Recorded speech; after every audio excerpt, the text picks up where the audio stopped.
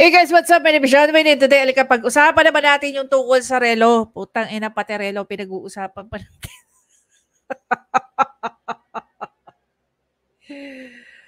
Ay. So basically, may naikwento nga si VP Sara no, tungkol sa pag-attend nila sa isang graduation rites. Okay, sa PMA.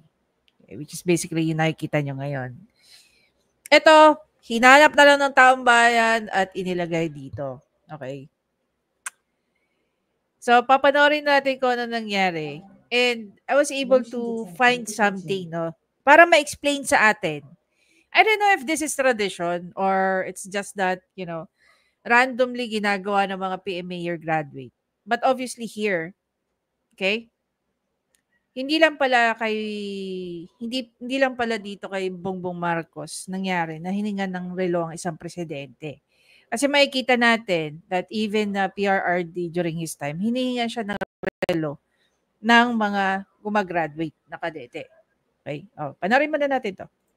I saw the humiliation sa face ng bata.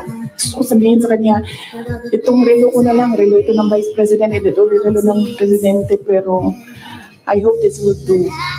Gusto ko sabihin sa kanya, yung batang yan yung magpapakamatay para sa bayan natin. Nag-aral yan ng 4 na taon, naghirap yan.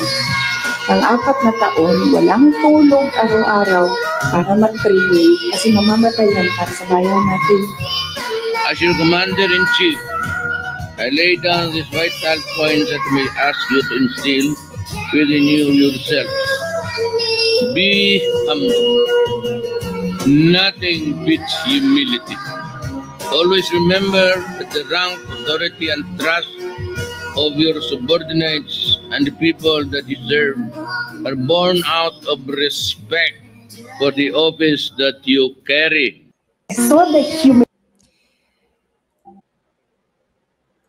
Sama kami, katayo kami, and merong isang graduate na, alam nyo, para sa akin, there was some sort of inappropriateness sa ginawa ng bata.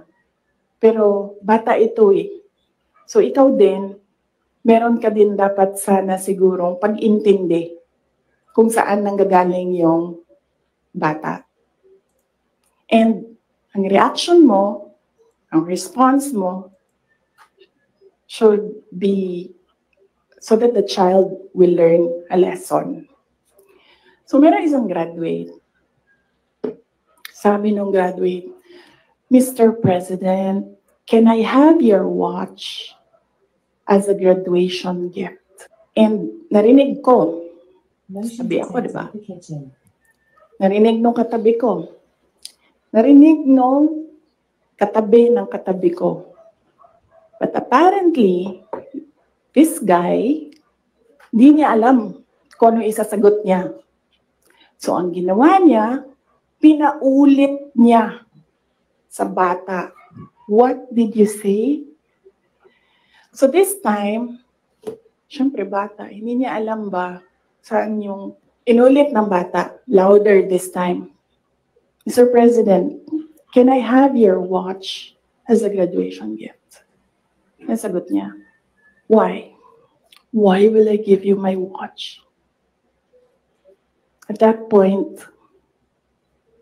may sakit na ako. I wasn't feeling very well. Nandun lang ako, nakakatayo ako doon kasi may gamot ako.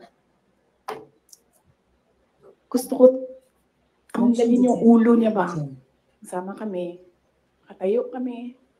And merong isang graduate na, alam nyo, para sa akin, there was some sort of inappropriateness sa ginawa ng bata.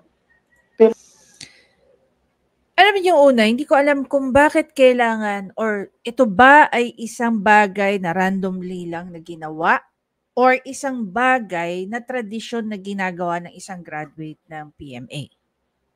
Okay? So nakahanap tayo ng isang comment galing kay retired or General Orlando E. De Leon. Okay? So pakinggan natin yung sinabi rito ni Sir.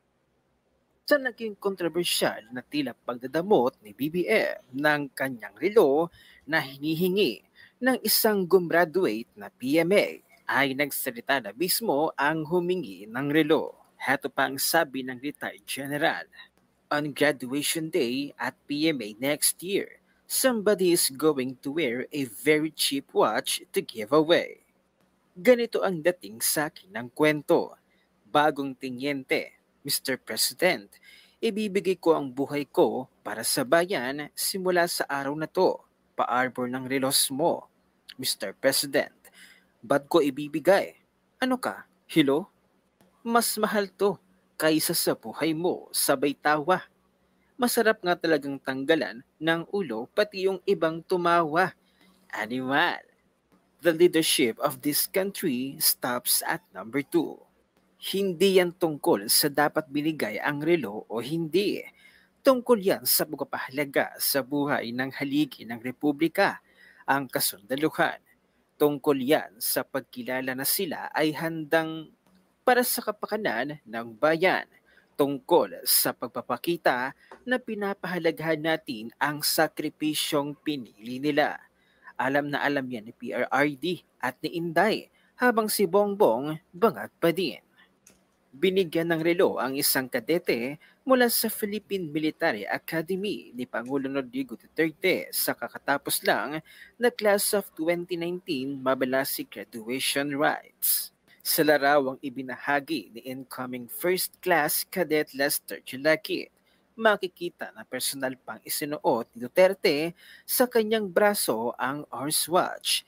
Ito ay pagmay-ari mismo ng Pangulo. Si Teodoro pala ang katabi ni VP Sara. So alam ni Teodoro na sobrang madamot si Marcos. Sa isang araw, may 1.4 billion ka sa flood control. Di mo na lang pinagbigyan ang hinihingi ng bata as graduation gift mo sa kanya. At least, may maaalala siya tuwing titingin siya ng oras na regaluhan siya ng isang singhotter. Kaya pala humingi din yung gumraduate kasi nakita niya kay PRRD. Ang masaklap, sinagot ni BBM ng, "Why would I give you my watch?" Oo, hindi naman kailangan na dapat yung sa naging kontrobersyal na tila pagdadamot ni BBM. Anyway, tingnan nga natin kung magkano ba yung mga naging relo ni BBM. So dito, if you recall, naging controversial din to guys, no? Noong panahon ng kanyang inauguration. Ito na mata ko, grabe. So here, makikita niyo yung value ng relo na suot ni BBM. Nasa 28 million. What if nung graduation na PMA, yan yung suot niya? Talaga na ba magsasabi yan, bakit ko bibigay sa yung relo ko? Do you really think magsuot si BBM ng relo na nagkakahalaga ng 1,000 pesos? Or most probably magsusuot ng 100,000 pesos? Meron pa siyang isang relo rito. Alam mo, nung panahon ng eleksyon, nung panahon ng kampanya, lahat yata ng relo ni BBM, binatikos ng mga kakamping. Karamihan siguro, once na-identify nila, nakikita nila magkano yung halaga ng mga relo. So far, wala pa ako nakikitang relo na bumababa sa 100,000. Karamihan na nakikita ko sa kanya, ang mga suot ng relo, maabot 100,000 pataas. So do you really expect that BBM will just gonna give away a watch that is worth 100,000? Baka nga kahit 50,000 hindi niya yan ibibigay. Ganyan siya kadupang. Diba? Para sa relo. Samantalang si PRRD ng panahon niya, tuwing pupunta yan sa mga kampo, ito napanood na rin natin ito, napanood ko sa mga video. Namibigay ng relo. Tatanungin niya pa, sino may birthday sa inyo? Bibigyan niya yung relo.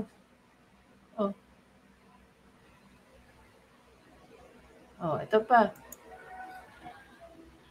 Isa sa relo ni BBM. IWC to Patek.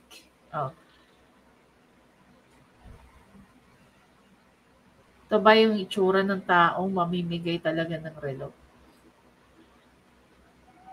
Do you expect na magsusuot si Bongbong Marcos ng cheap na relo? Ito nga lang, 28 million. Diba? Sa halagang 28 million. What if yan yung suot niya nung araw na yon? Siguro sa loob-loob ni Bibi, bakit 28 million ba halaga ng buhay mo? Baka hanggang ngayon nga, hindi ka pa nakakita ng 1 million. Tapos bibigay ko relo ko sa'yo 28 million. Diba?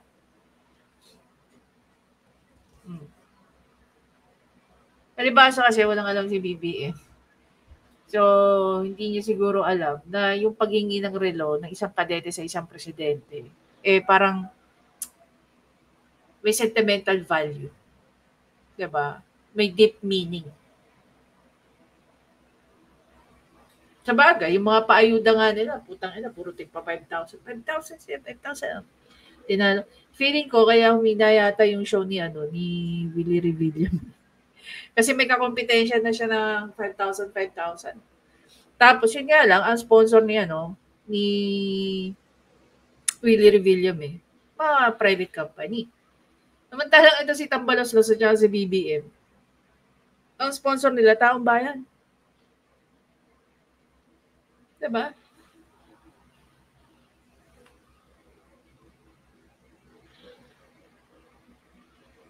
Diba, imagine niyo, napakababaw lang. Napakababaw. Sa laki ng pera ninyo. Para lang sa isang relo, pinagkaitan mo ang isang sundalo na buong buhay niya, ang gagawin niya ipagtanggol, hindi lang ang bayan, pero ang pagkatao mo. That person will gonna make sure that you will be safe and secure from all elements na pwedeng makasama sa'yo, makapahamak sa'yo, at kung ano-ano pa. Material lang yun eh. Material na bagay lang yun eh. Paulit-ulit mong pwedeng bilhin kung ano man yung relong suot mo ng araw na yun.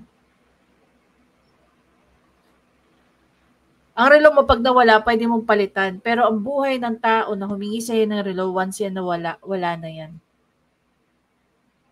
Lalabayan na yan, ililibing, kakainin ng uod. Diba? Napapaisip tuloy ako eh.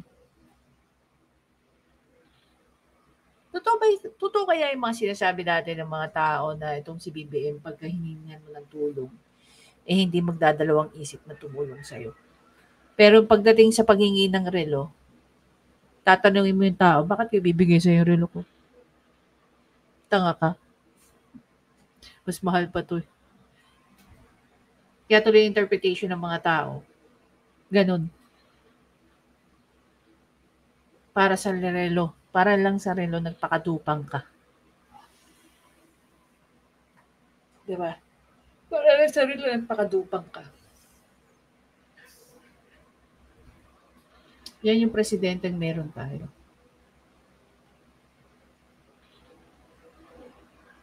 Gano'n na karaming sundalo ang namatay simulang umupo tong si BBM.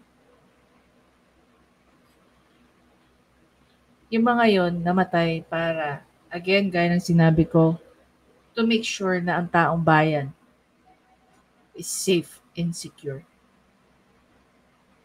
Gano'n na ba karaming relo ang naibigay mo sa mga kadeteng graduate?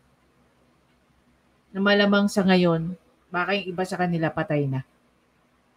0. Motion detected. Pero gaano karami ang mga kadete noon na nakamayan mo na ngayon wala na. Hindi natin alam. Malamang ilan sa mga yan, wala na. Mas nagkaroon pa ng value yung buhay nila kumpara sa relong pinagdamot mo sa kanila. Anyway guys, maraming salamat sa panonood. Please don't forget to subscribe, like, at i-comment nyo na rin. Hindi natin alam na ang ating presidente pala ay napaka-materialistic. No? Sa bilyong-bilyong kaban ng pera na meron sila, pinagkaitan ni BBM ang isang kadete ng relo. Pero sa dinami-dami ng kadeting dumaan at kinamayan niya, gaano na karami ang nagbuwis ng buhay para lang sa kalayaan, para sa ating safety at security. Diba? And take note, kahit si BBM affected sa ginagawa nitong mga kasundaluhan natin. Dahil he remains to, syempre presidente siya, so safe siya and all. Ganyan po magpahalaga si Bongbong Marcos. Mas mahalaga sa kanyang material na bagay kumpara sa buhay ng isang tao.